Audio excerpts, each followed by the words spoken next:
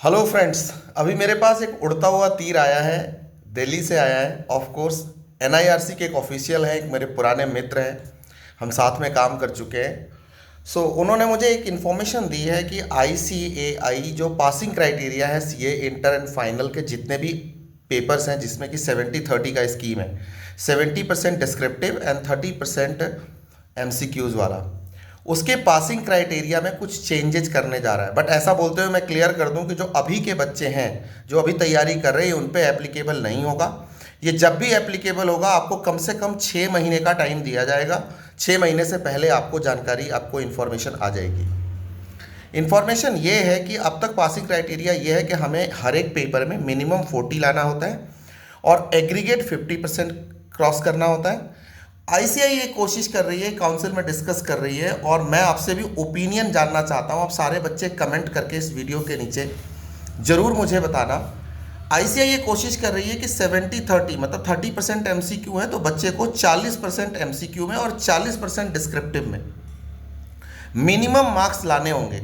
मतलब अगर आपसे मैं बात करूं तो 12 मार्क्स इधर और 28 मार्क्स आपके डिस्क्रिप्टिव सेक्शन में और 12 मार्क्स एमसीक्यू सेक्शन में जरूर आने चाहिए। ये मिनिमम क्राइटेरिया होगा। मतलब 70-30 को भी मिनिमम 40% में वो डिस्ट्रीब्यूट कर रहे हैं, ओवरऑल की बात नहीं कर रहे। ऐसा प्रपोजल है। तो आपको क्या लगता है, ये प्रपोजल सही है? क्या ये पास होना चाहिए? इसके ड्रॉबैक्स क्या है और इसके बेनिफिट्स क्या है? मुझे तो इसमें बहुत सारे एडवांटेज भी दिख रहे हैं, मतलब अपने को फ़ायदा होगा ऐसा मैं गेस कर पा रहा हूँ। लेकिन बहुत सारे बच्चों के लिए जो एमसीक्यू पे बहुत रिलाय करते हैं, और मुझे लगता है एमसीक्यू में 30 मार्क्स में हम लगाते हैं तो हमें ज़्यादा से ज़्यादा नंबर मिल जाते हैं, तो हमारे को क्या होता है, एग्जामिशन क्रॉस करने में ईजी हो जाती है। तो मुझे लगता है ये वाला जो बैरियर आएगा, ये जो क्राइटेरिया आएगा 40% मिनिमम एमसीक्यूज़, तो बच्चे एमसीक्यूज़ को भी सीरियसली 100% कोशिश करेंगे कि बहुत अच्छी मेहनत की जाए, और जैसे ही फोकस बढ़ेगा ऑटोमेटिकली वो 30 में 28 नंबर 25 नंबर लाने लग जाएंगे। तो डिस्क्रिप्टिव में तो उनके वैसे ही आते हैं। तो मुझे लगता है फिर आप 60-70s में ईजिली जाने लग जाओगे इस क्राइटेरिया के आने से। हमारी जो लेबर करने की क्षमता है ना, जो हमारा हार्डवर्क है, वो बढ़ने वाला है। लेकिन चलो, ये तो मेरी बात थी। आप बताओ कि आईसीआई अगर ऐसे चेंजेस लाता है तो ये पॉजिटिव चेंज है, नेगेटिव चेंज है?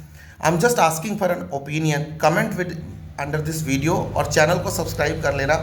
अभी मुझे लगता है अगले 1 से 1.5 साल के अंदर आईसीआई के अंदर करिकुलम वाइज जो एग्जिस्टिंग न्यू कोर्स है, इसके अंदर बहुत सारे चेंजेस, रिवोल्यूशनरी चेंजेस सजेस्ट होने वाले हैं।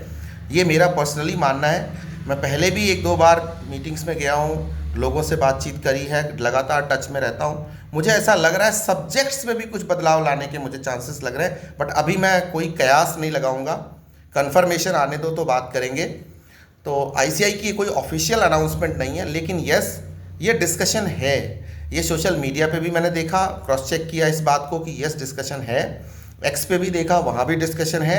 और आज मेरे जो एनआईआरसी के फ्रेंड थे, मैंने उनसे बिल्कुल ठोक के पूछ लिया सामने से कि क्या ये सच में ऐसा कुछ प्रपोजल है।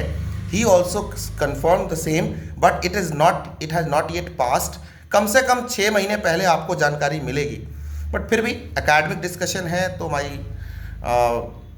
मेरी कोशिश ये है कि let's discuss this, whether in your opinion this is positive और not. It should happen, should not happen. All the best for your September 24 results. Keep on following me, keep on subscribing my channel. और एक और important information कि आप सब लोग please एक बार दोबारा से ना बेल आइकन को पुश कर देना फॉर ऑल वाले सेक्शन को, सो दैट कि आपको मेरी नोटिफिकेशन जाए। क्योंकि पिछले 2-3 महीनों से मैं ऑब्जर्व कर रहा हूँ नोटिफिकेशन बहुत कम लोगों को जा रही है। Reason is this, so please activate that. All the best.